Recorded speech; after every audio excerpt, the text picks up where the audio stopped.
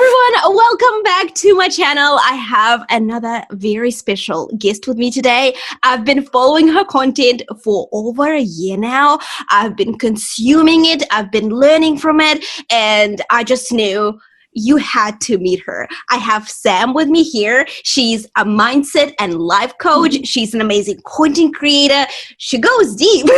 She helps women master their mindset, let go of suffering and unfulfillment, and find alignment in life. But yeah, that's very a short way of describing what you do. You do so much more, and your work is so important. You manage to help so many women, and I am so excited to have you on the show. How are you doing today? Thank you. What a beautiful introduction. Thanks so much.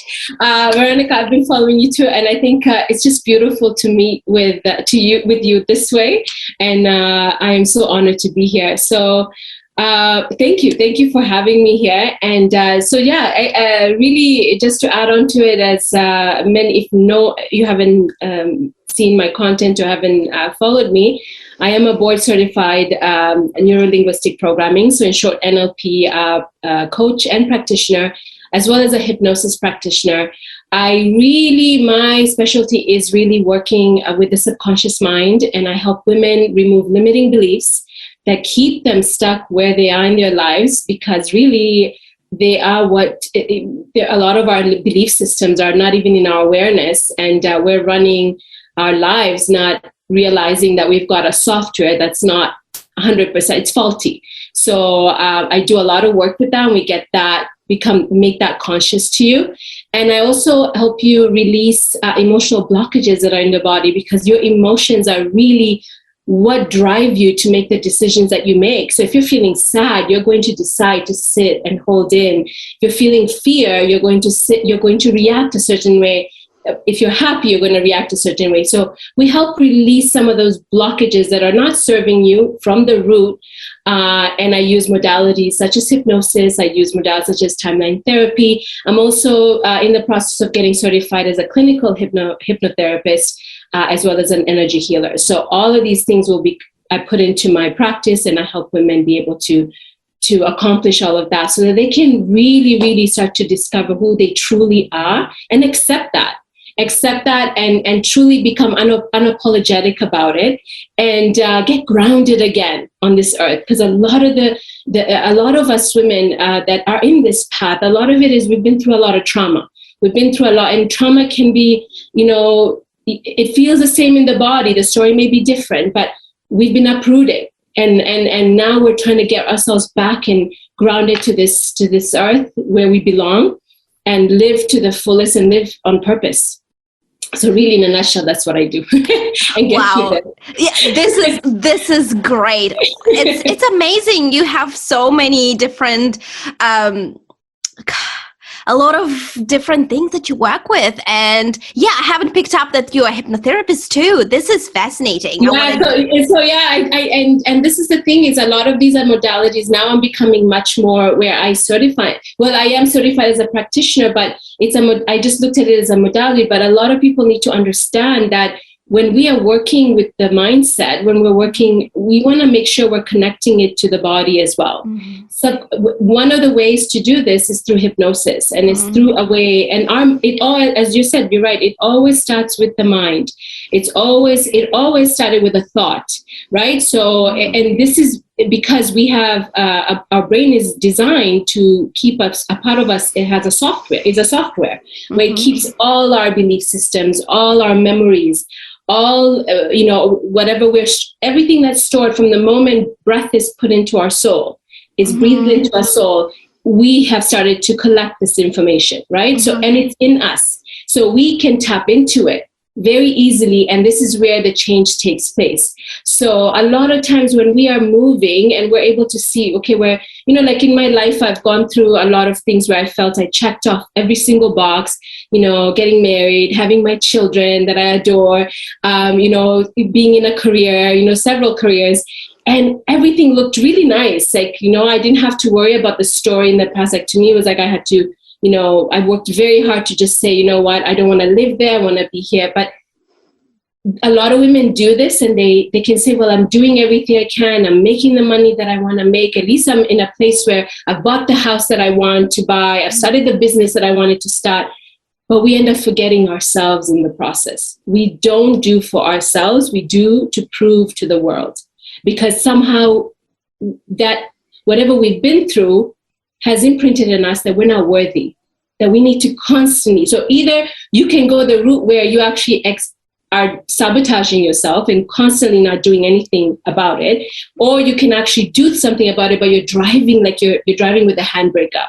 You're tired all the time. You're constantly feeling it's never enough. You're never quenching that thirst. So success is always never achievable. You're constantly trying to get to it, right? So it's good to be driven, but you need to be fulfilled as you're driven.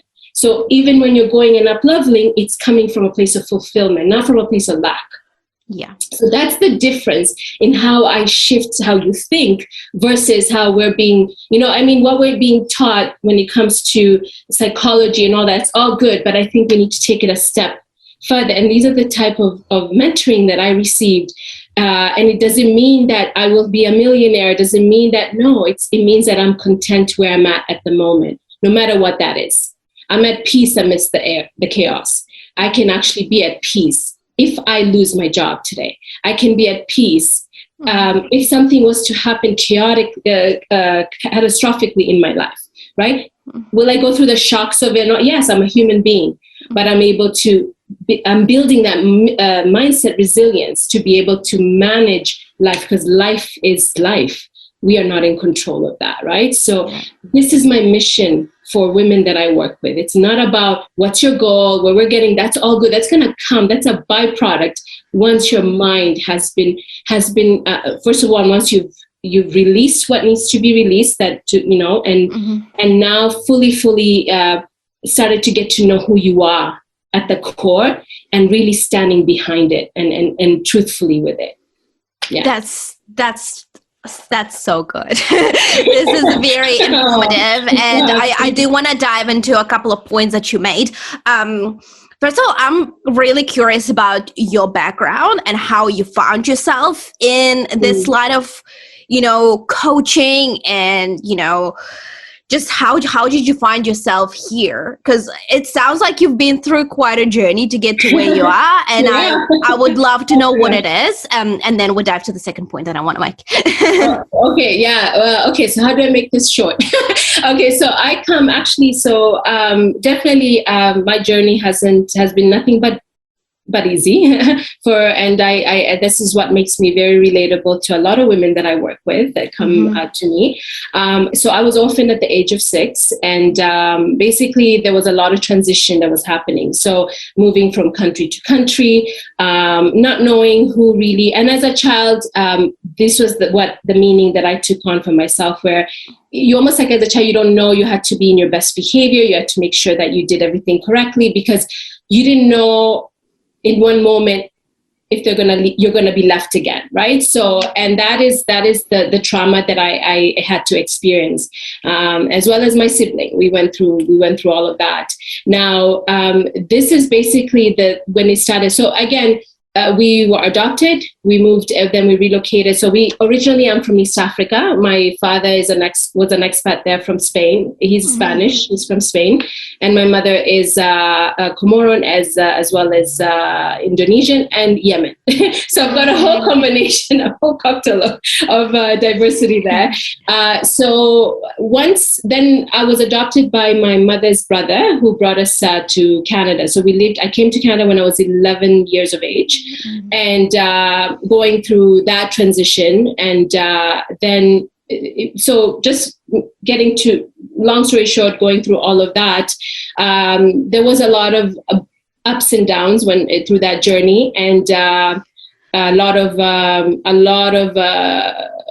forgiveness that was needed, a lot of letting go that was needed.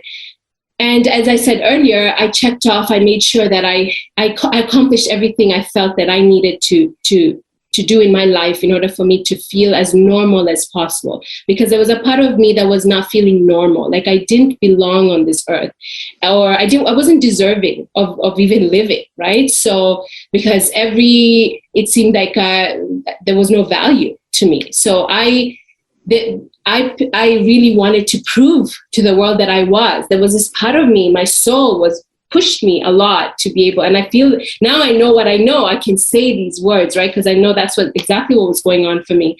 That sort of eagerness to be able to prove to the world that I was good enough, that I was worthy, yet I didn't believe it though. So in the outside, me doing what I did, it drove me, that not believing drove me, because I kept wanting to prove to myself, and I would accomplish it, but it wouldn't be sustainable, it wouldn't stay. So I was constantly not satisfied. I was constantly tired. And then it got to a point where it got physical, where I completely shut down.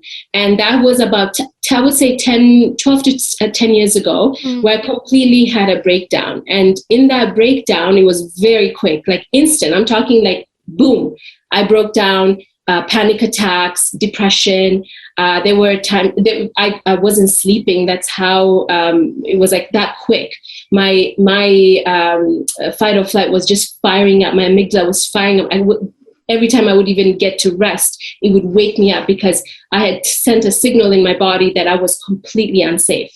So again, all these things I didn't know that, right? So I had babies at the time. My children were 4 and 1 year old at that time. I remember I couldn't even carry my 1 year old to feed her. I was that drained and that tired. So this was when it was in this like sort of like breakdown that allowed me to say, I need to get change. I need to do something. I need to know why this is happening to me. And I need to start to really understand and do it right, you know? And so in that, I still didn't know what was going on with me. And I got to meet I got to meet a healer who was a homeopath, who is still a homeopath, and really uncovering a lot of things that were happening within me that had nothing to do with the successes or the failures or whatever the case is. It was all to do with things that were sitting within me that I didn't want to deal with. So the anger, the fear, the limiting beliefs of that I wasn't worthy, I wasn't enough, and things like that. So all of that was underneath, and I was just kind of covering it up nicely with the children, with the family, with the house, with the career that I accomplished like very easily, and all that was all good, but it's not going to stay with you if you're not feeling the satisfaction of it. You're not, you're doing it for the wrong motivators. And my motivator was really to prove to others that I was worthy. I had to believe that I was. So I had to start from the ground up. And that was a good 10 years of figuring out who I was and really accepting myself as who I was. And I'm talking mentally, spiritually, emotionally, knowing that this is my journey. So that really inspired me. So as I was working along the way, I came across these modalities, and I realized how with hypnosis was one of the number one modalities that was done on me with a coach that I hired. And within a few sessions, I was able to release anger. And I was like, what? Like, I've never, like, how can that be? I've lived with anger all my life. Like, I mean, not even some of it, not even aware I was angry, but when I could always feel it, and I wasn't feeling it anymore. And I was just like, okay, so I need to look into that. So I started to look into studying the mind, really studying the subconscious mind, because this, aside from psychotherapy or psychology, because I've done all those and they're really good to go with. But for me, really working at this level is getting to the root of, and it's quick, and it's not focusing on the story, because I was getting tired of repeating the story. I was getting tired to go to a therapist and saying what it is. And I'm like, can you just help me be able to release this? Because, and I thought I was just being lazy, and I didn't want to address it again. But really, the mind doesn't care. The body doesn't care what that story was. It just has a charge in you, and it's saying, what do you want me to do with it?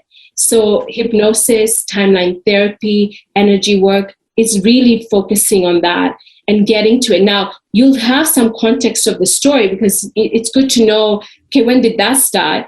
But really not getting into the point where you're now reliving that trauma again. And I've noticed even in my therapy, when I'm working with my clients, that's really the least that I need to know. I may need to get some basics, but I don't need to get the details. I just need to know, how are you feeling when you think of it? What are the thoughts that are running regularly in your head? And like every day, how does it feel like for you to get like that really in the present moment? What is going on, right? So, and then we start to unpack. And in that, you start to say, okay, so this is coming from this belief, and it's because I feel afraid because I was abandoned. So I look at that and I say, okay, do you see now why this is now repeating itself as a pattern? So it's just it's just a different body. It's a different person with a different face. It's the same person but a different face, right? So this is what we call patterns, right? So you're almost like, I've been here before. Why is this always happening to me? Why am I always attracting the same people? Why am I always getting the same bosses? Why, these are because it's one limiting belief that started when you were maybe 2. Maybe you were abandoned or rejected, or you were disappointed, or, and boom, it starts to repeat itself throughout your whole life. And we are doing this unconsciously. We don't realize that it's actually not our fate. It's that we have a faulty program that's running, and it's needing that charge. It's needing that because it's kept you alive all this time. Why would it want to change? And first of all, our minds, there's the part of us that's a subconscious mind, which is 97% of your brain. This is your software. There's no living thing there. It's your software. So which means that it takes any commands you give it, it will record it. And whatever you say works, whether it's negative or positive, it will keep repeating that. So I go in there and I help you reprogram that. I help you reframe that. And we start to build new neural pathways that with the new belief system that you want, that will serve you, right? So, and then you start to move from there. You start to notice that you're starting to really, really understand and become aware of your life. So, yeah, so that's really been my journey and what has inspired me to really, really step out and help other women to be able to do this for themselves as well. Because it not only is working on your mindset, it's healing your whole body. Because when you can release that charge, guess what? You're not putting strain on your organs anymore. It's not, and we know emotions are connected to our organs. Many people may not know this yet, but it's very much, that's why we feel acid reflux when we're angry. We feel it in our chest. That's why we would, people who lose their gallbladders, a lot of it is related to anger. It's related to fear. Right? Because those emotions are processed from those organs. And if you're not addressing them, they're going to sit there, and then eventually it affects the body. This was what fascinated me. It's what made me, and I healed quite a bit physically, and not only mentally, physically as well. And I said, I have to make sure that people know this. However, whatever part I can do for the world is what's really driving me right now. Wow, this is fantastic. Thank you so much for sharing the story. I could definitely relate to a couple of points that you made. Like you made a point about how like childhood trauma really affects you as an adult. Yeah, I can definitely relate to that. Like, and the fact that you show up in the world, sometimes you're like this driven person, but sometimes you just have to like prove to people that you can do it and that you are enough. I definitely went through that earlier in my life. In primary school, I used to stutter. Like stuttering was like a part of me for a long time. And, post-Soviet Russian teachers didn't make that journey very easy. And so my whole life in in the primary school and middle school, I've been told that things like I have no personality. I won't amount to anything much. I won't do this. So, it's just like things like that I was constantly lacking.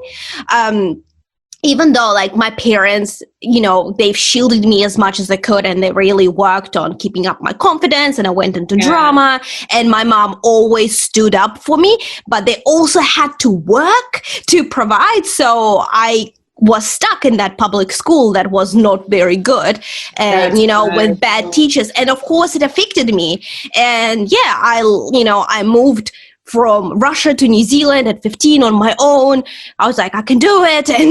And then I studied here, and I, did really well in school, did really well at uni now, and for a long time, it was kind of like, I was so driven just because well, I have personality. Look, I am smart. Exactly.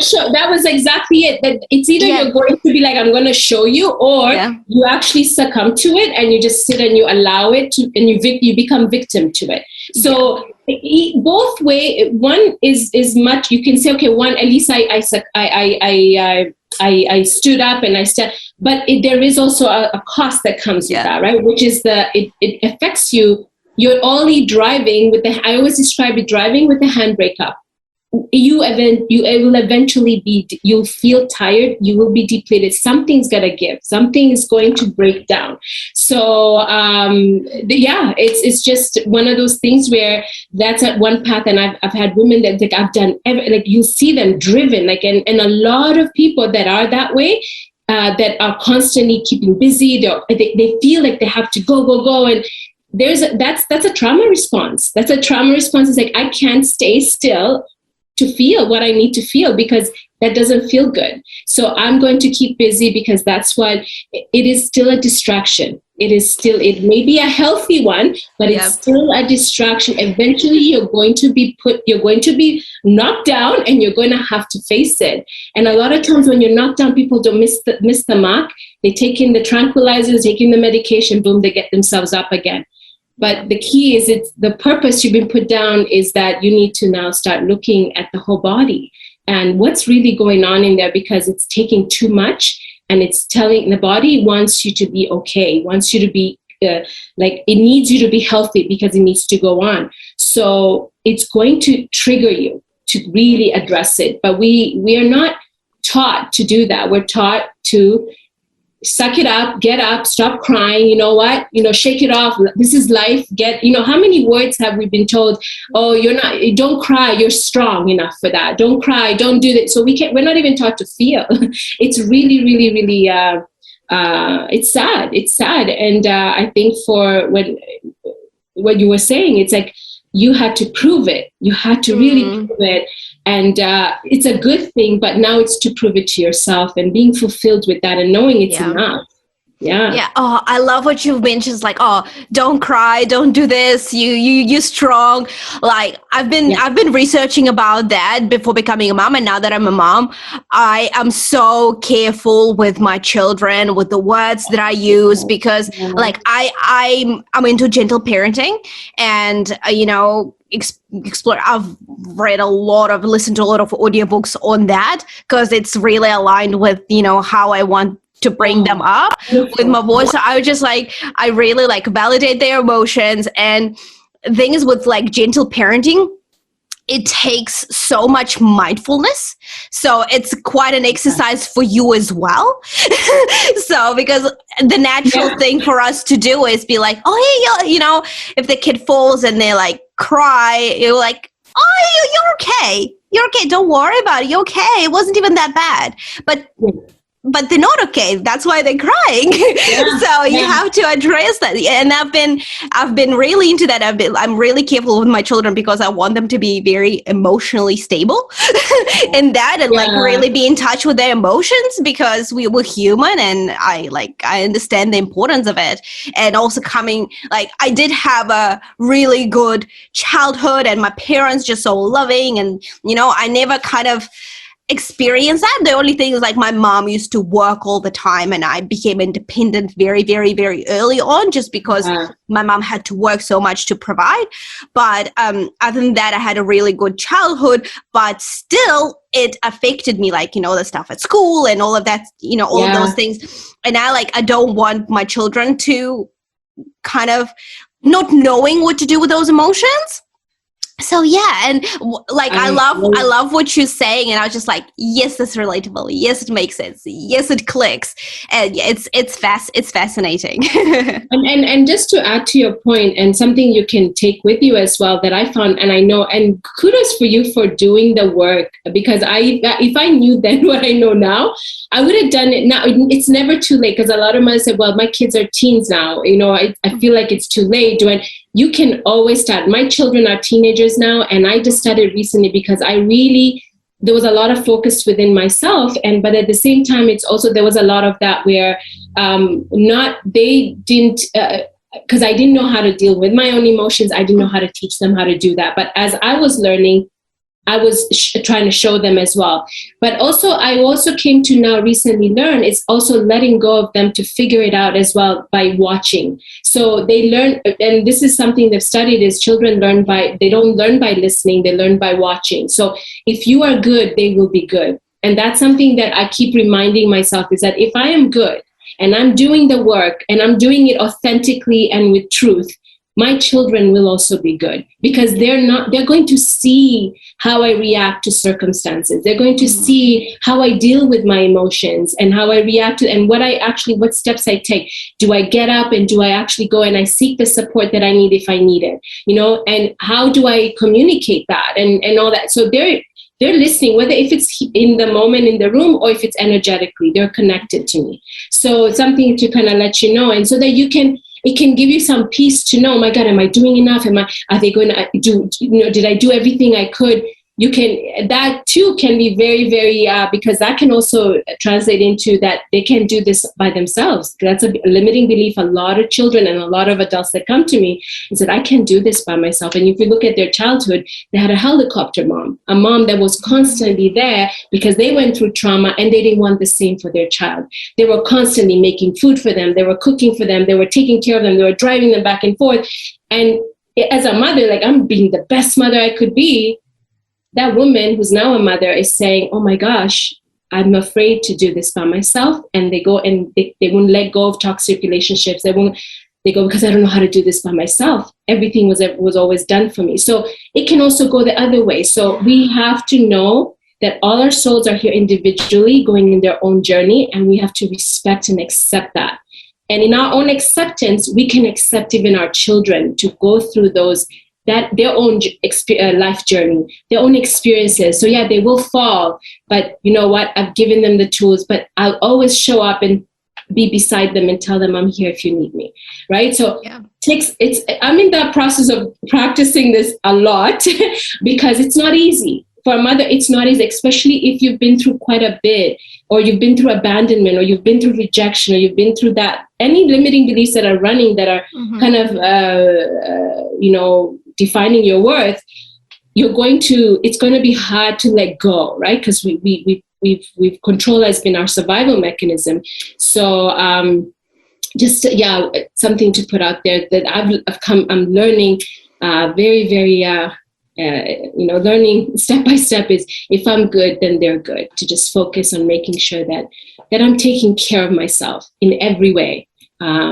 That is out of love, right? And they will be okay as well. Yeah. That's amazing. And like, since we're on the topic of motherhood, because a lot of mothers, they are just so consumed by the motherhood and they neglect themselves. Like, that's why a lot of mothers, I think, are struggling with mental health problems, just because they completely dive right into the motherhood. Like you mentioned before, women lose themselves in, everything that's going on in their life. Yeah. And I've realized that very early on when I became a mom. I realized that if I don't feel well, if I am not feeling fulfilled, happy, energetic, if I'm like so sleep deprived that I'm completely like neglect my own health and well-being, my entire household suffers. Yeah, that's the energy that's spread. Like, but that is how powerful. So if you turn it on the positive net side, you don't have to do much of kind of like, how do you say, managing. You just have to look after what you're doing, and that spreads too. Exactly. It's amazing how we've been designed. We've been kind of created by design in that way to make it easy for us, right? So, yeah. And with the second child, I became a mom again 4 months ago, and I already thank you so much. So I have a totally different mindset. I was just like, well, okay, I have this much to do. I have a business to run. I have, this whole content creation thing that I do all over the place. I was like, yes, that's a lot. And I'm a mom and I'm sleep deprived. So if I realize when I am feeling not great that day, I'm okay with postponing my plans. I'm okay with taking a nap. I'm okay to kind of watching a couple of episodes. I give myself permission, which for me, that's evolution. Because, early on when I started a business, Yeah, personality, it's like putting your hand in fire. That's how it feels. That's how scary in the beginning, but good for you for setting boundaries with yourself. We set boundaries with other people, but we need to do that for ourselves. I teach that as well. What boundaries are you not honoring that are about for you, right? Am I like that? Can I be okay with just taking time to rest if I'm not, and just because I just feel like I want to, right? So that's definitely helped me, but it takes mindfulness. It's not that easy, and a lot of women, because I'm just quite a curious person, and I listen to a lot of audiobooks, and I pick up a lot of things like that, and even consuming your content that helps as well. And so then I can just make shifts on my own, but it's not easy. It takes a lot of mindfulness and being present and making decisions very presently, being right there when you make that decision and realize why you make a certain decision. A lot of women struggle with that. A lot of women do need a help and work with someone like you. So my question is, when should a woman come to you? I think when you're doing this work should be something everyone invests in for themselves. I have my own coach. I have my own healer. That also is a healer. And I see not as at least monthly if I can. And it's more because if I'm good, then I'm good with my clients. I'm good with everyone that's around me that I'm either serving, and that includes my own family, right? So it's almost like food for my soul. There's food we give to our physical bodies. We go to we will exercise, we'll move, we eat healthy. We put food that nourishes us. We need to do the same for the soul and the energy body, which is this work.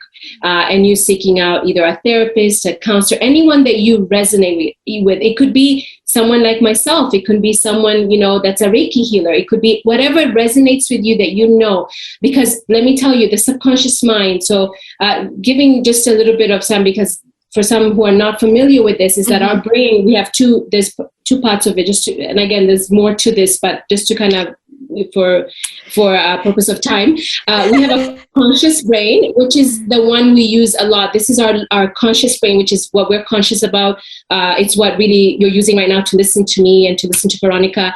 It's where we make our goals. This is our logical thinking brain. It's where we actually imagine our dreams and what we want to do and what we want to accomplish. So this part of the brain, this is where we're going to talk about mindfulness. It's really that connection with it. And then we've got our subconscious mind now, which is another part of the brain. And this is where it houses everything about us. So it runs our autonomic system so that we don't have to think about breathing in and breathing out, our blood flow, our heart beating, our lungs, working, our nervous system sending the signals to where we need to go. So our subconscious mind is a big part. And not only that, so it runs our belief systems, it runs all our memories. It keeps everything recorded. So it's just imagine this sort of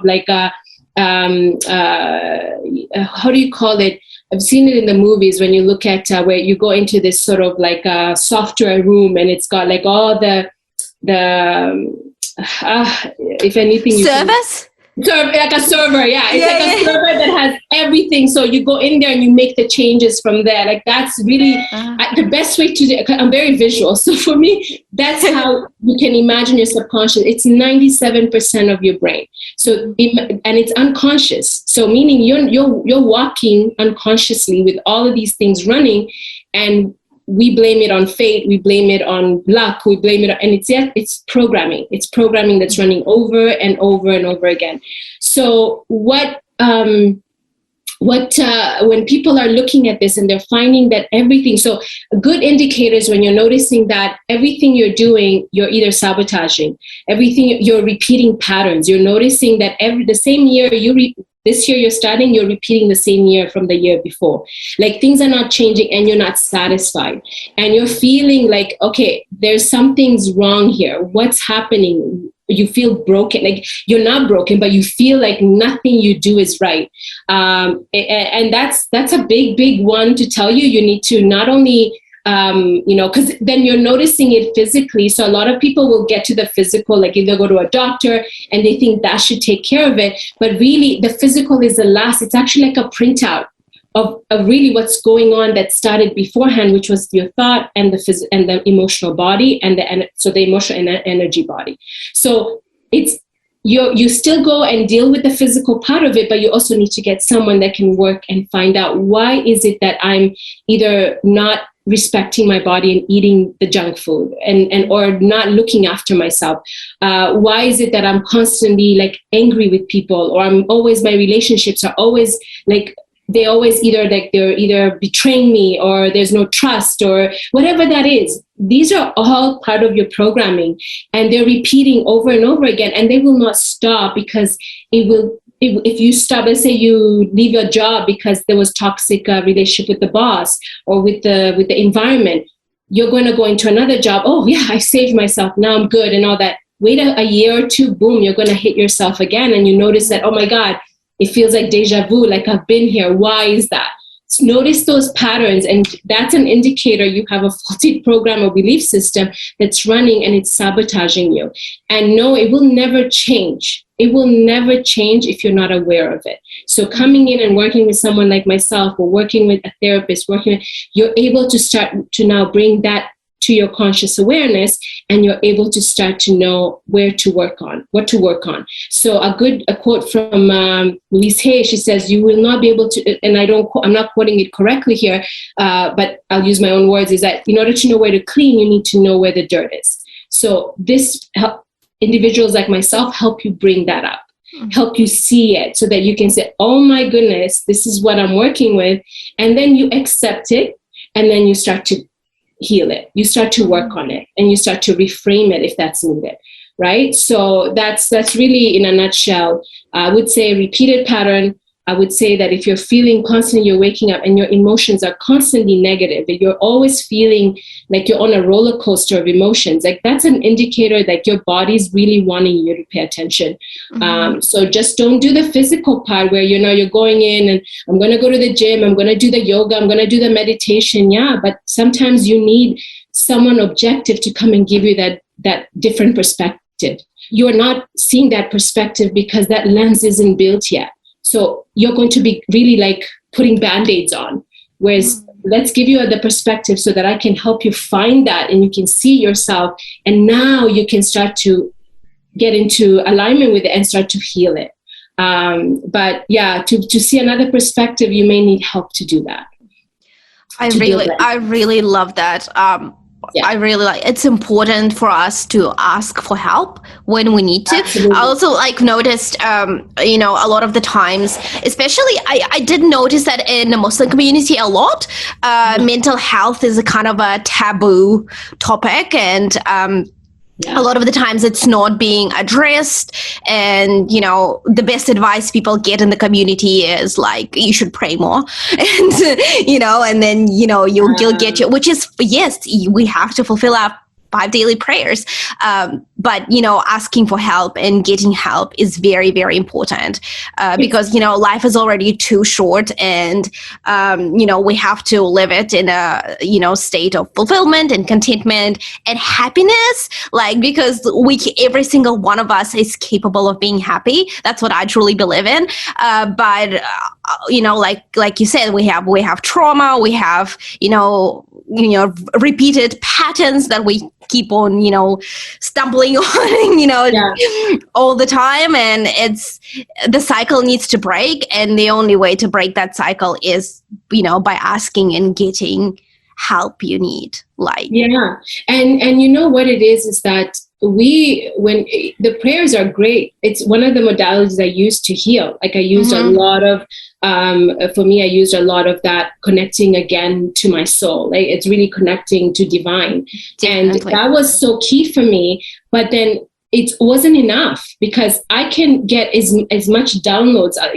God may be giving me all the answers I need, maybe guiding me to the resources that I need. Exactly. But if I'm so fogged up and I'm so disconnected from my own soul, I'm never going to get those messages. So our subconscious is the soul connects to it. And if we're not listening, if we're not connected to our own soul, to ourselves, we're going to miss those hints. Now we're constantly going to be given support. But if we need to be able to see it. So when we're in fear, you can't see anything because you're really disconnected. That was one of the things that indicated to me the anxiety was I was disconnected from faith because I didn't think I was supported. I thought I was alone in this world. So it was too much on my shoulders for a human being to bear. Right. But then as soon as I transformed the mindset to say, no, I'm always supported. No matter what happens, I will be okay. And I know I'm loved by my creator. First and foremost, I am loved because, he created me. There was no, and I believe our creator doesn't do things just for fun. There was a purpose for me. So in that belief system, that alone to get me started to know every time I would go into that belief, I have no one, I'm not loved, or no one wants me. No, I have a creator that loves me, and I'm going to start with that. And eventually I'm going to start believing the love that's around me as well, because there is love. I just wasn't able to see it because I didn't believe it. That I was even worthy of it, right? So I think that is such a key thing is that when we go in and our community, I don't think it's our faith. I think it's our community, our culture. Yeah. Our culture, it's so key because I used to say the same thing is that our faith, there's not a lot of support in our faith. No, it's the people running it. Because our faith, even if you're looking, depending whether you're a Christian or whether you're a Muslim or whether you're a Jew in Judaism, everything in scripture is really designed to support the body. In every way, right? To get us to the point where we can get, but it's if we are not connected even in our core with our own essence, how are we going to connect to this beautiful, magnificent energy that's come to us? It's almost unbearable. We can't bear it. So let's start from the root first, get to know who we are. And connect all that, because when we when we just sit in the spiritual realm and we're just praying and sitting on the mat, as soon as you walk up the mat, everything stays there. Then you disconnect again. It's because you're not bringing down all that download, whatever you've taken down, that spirituality into the whole being. So you are one whole person. You're not just physical. Because a lot of people, they'll say, okay, and this is our society has taught us that our physical is separate from our mind. So you go to a psychologist for the mind, and you go to a doctor for the physical. Why can we have one person that does all of it? Because we are one whole being. And this is really the work that a lot of healers are coming to do now. We're really stepping into that now. Where That's amazing. If you go to a psychotherapist, or if you go to a naturopath, they're looking at everything now. And we're going towards the right direction, but we need to start preparing this for our next generation. It may not be with us, but we're setting the footprint of it, right? So I have to believe that. I have to paving the way. Paving the way for our children. Really, we are their caretakers, and we have to do this work for them because they're coming into a world that's not only it's in a mess. It's in a big mess, and And our society, our communities need to really, really wake up to this. And it's that I get there's a lot of that, oh, this is blasphemy or this is that. But honestly, like, stop and think about, how is what we're doing working out? Like, how is it working out for us? It's not. So can we start to really look at this stuff? And also, I think individually, we need to start paying attention who we listen to and what we follow. We need to really get back to our own values and what we value the most. And this is your truth. And then you start to align yourself with the people that actually resemble that. Not the other way around. Not the other way around. Yeah. Oh, this is so informative. Thank you so much for this.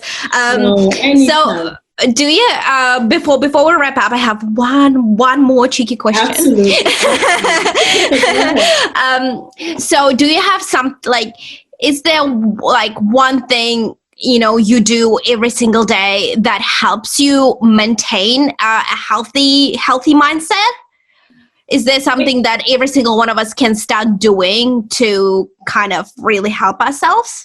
Absolutely. So really connecting, mindfulness is so understanding mindfulness is really, it's not about sitting in meditation and saying, let me take a deep breath in. That's good. It's a set time, you set it for yourself, but really being mindful in everything you do. Meaning, like, even when you're eating, you can feel, you can taste the food, you can smell the food, you just are in the moment. You're in the moment. When you're walking, feel the feet on the ground. Like, as you're walking, how does that feel? Take it, even if it's a second. Oh, I wonder, like, what am I touching on the ground? Get curious about it. Get curious about your environment. What you smell, what you hear. You're going to start practicing this to the point where you have your body, your mind will be so used to that, because you've created now a habit that you're more in the present moment than you are in the past or the future.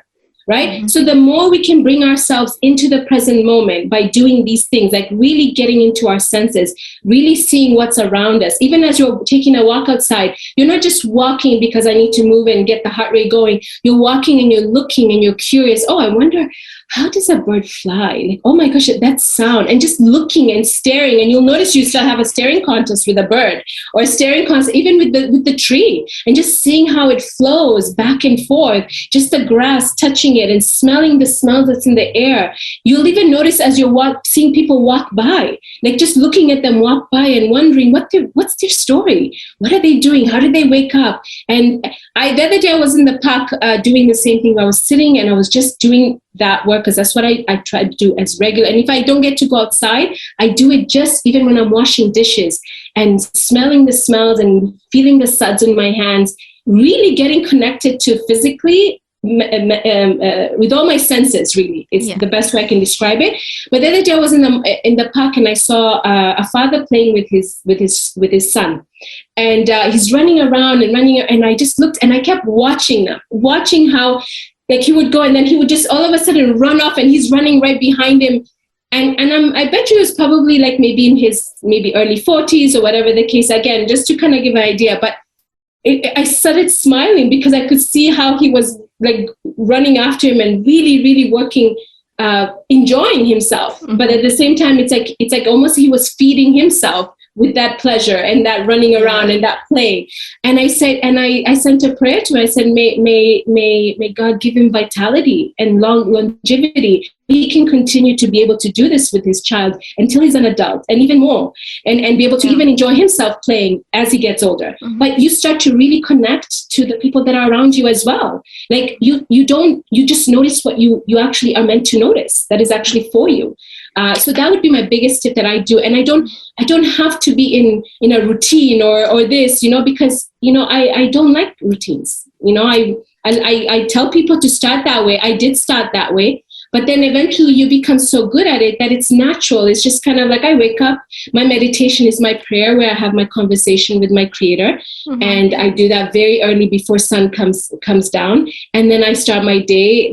I could sit and just write, or I can sit and have a coffee or tea, and whatever I feel I want to do. And then I set my day. And then if I'm meeting clients or whatever the case is, or if I'm going to work, because there was a time when all this started, I was still working. So making sure that that's also okay doesn't mean it's a bad thing. You've just chosen to continue to do that. I'm not working right now, so other than working with my clients. But being present and using your senses to really appreciate every moment. And it doesn't have to be consistently all the time like that, but fitting that into your day as much as possible. You'll notice that you get so addicted to it that it becomes your norm. Yeah, I this is something that I need to do more of. I found that my kids definitely ground me that way. When I'm perfect at doing it, because I'm just when I'm with my kids, I put my phone away and I am just present with them, and kids help me do that every single day. But in other aspects of life, I can be, taking a walk and I'll be planning my next business meeting with my husband in my head. You know what I mean? Driving, So just say, you know what? Can I park this for 5 minutes? And just really at this moment, even 1 minute, can I park it for 1 minute? And I just sit there and I'm just looking and just get curious. You can even be sitting in your desk if you have a window, just looking outside and just looking at the sky and even questioning. Gosh, I wonder how these clouds are created. I wonder, questioning even when you walk and you see I catch myself gazing at the trees, and it's they're changing color.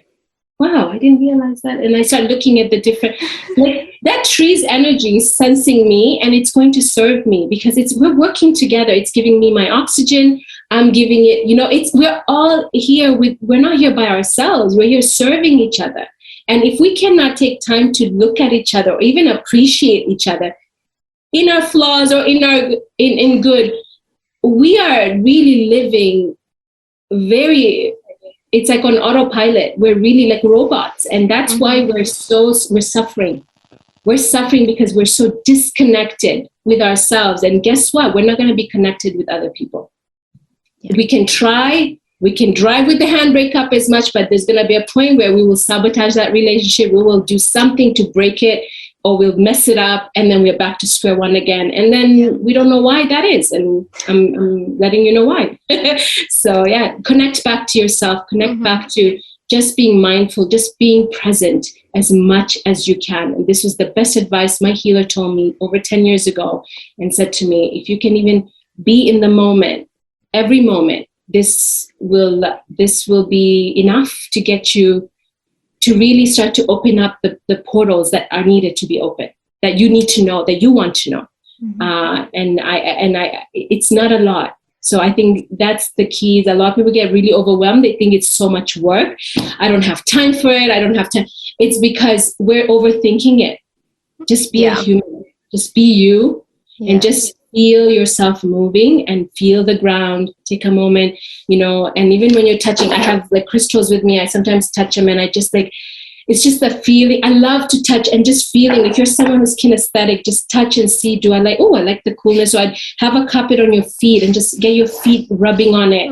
When you go into the bed, just feel the coolness of the sheets that you've just put on and the cover, and just feel and rub your feet around inside the feet, getting yourself ready for that beautiful rest. Get yourself really, it gets orgasmic. It really becomes so exciting. Because it's you are really connected now to your physical senses. And that's really what being a human is all about, is being present and sensing everything. We're given these senses not for fun. They're meant to be used. And not just to check if we're in danger, but to check when we're actually enjoying and you will have no choice but to be grateful. Gratitude will just come. My favorite thing. Gratitude will come so naturally. You don't even have to think about it. You'd be like, how can I now be grateful? And I'm standing on this earth that has all this energy there to support me. When you come to know what's underneath the earth scientifically, get to know that. So I'm wondering what's underneath there that makes ground so powerful for us. We come from it. And it's there for a purpose. When we can start to see the beauty and the power and these gifts that were given to us by our Creator, we are going to be so connected to everything. There's never a time where I cannot. I used to be. It was hard to even tolerate certain personality. Now it's just not that I've changed them, but I changed me, and I don't feel that because I've come to that acceptance that they are in their journey wherever they are. And I accept that, I send them prayer. It has nothing to do with me, but you get to a point even you start to do that with your own family members. And that changes a whole level of relationship. It creates really good boundaries there. So just by being present with yourself. Yeah. This is amazing. It feels like I just got my own coaching session. I'm really grateful for that. I'm so happy. I'm so honored. I'm so happy. And thank you for allowing this space for me to come and really share this. And I hope it will serve your audience. Whoever's going to listen to this, I hope it serves them, even if it's a little bit. Let me know if there's anyone who's looking who has any questions. You don't have to work with me. You just have a question. I'm open to that. Just reach out, because that is, I feel, is my purpose. Where can people find you?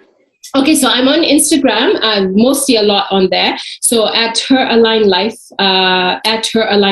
Yeah, so I would say come on Instagram, DM me there, because that would be the best starting point. And then that's where I'm not bombarding with all this information. I am upgrading my website to brand, because I'm getting my clinical, I'm becoming a clinical hypnotherapist as well as an energy healer, adding those modalities in there. So I'm upgrading I'm rebranding, doing all of that stuff. So just that's in construction right now. So, but for now, just DM me and we can have our conversation there. Fantastic. And I'll put all of the links and resources in the description below so that you can easily connect with Sam. Sam, thank you. Thank you so much. 10,000 times. This was really valuable. And the purpose of these interviews is just to bring knowledge to the platform so that people can learn, people can connect, it's just because you never know. I've noticed that sometimes it just takes listening or watching one piece of content that changes your life. Yeah. It's at the right time, at the right place, and it makes it influences you to take action or make a change. So that is the purpose of all of the interviews, the content that both of us put out there. It's, to help in whatever little way that we can. So I really appreciate your time, Sam. You're welcome. You are so welcome. And I'm wishing you the best of success with this project. And may you have a lot of I'm sure you're going to find inspiring speakers that come in here. And I'm looking forward to following it as well myself. So because I know there'll be a collection of different types of people that are coming in with different perspectives, which is what I'm open to as well. Thank you. Thank you so much. This interview was very valuable. I got a lot out of it. I'm sure so many women, people, men, whoever watches it, they will get a lot out of it as well. I love that this went this way as well. And again, if there's any questions that you're going, I could have done, just let me know, and we can always do this again if that's what you're called to do. Yeah, I'm happy to be here. That's amazing. I really, really appreciate that. I'm going to let you and, let you run away and have a look at the trees outside and, maybe have a cup of coffee. I have like the trees behind me. I have windows everywhere. So I manifest in my office where it's all, it's like sometimes I just gaze and get back to what I'm doing. So. That's amazing. That's amazing. Thank you so much again. I'm gonna stop recording now. I think we've covered everything. If you found value in this video, make sure you give me a thumbs up, comment below, let me know, share this video. Thank you so much for watching, and I'll catch you later.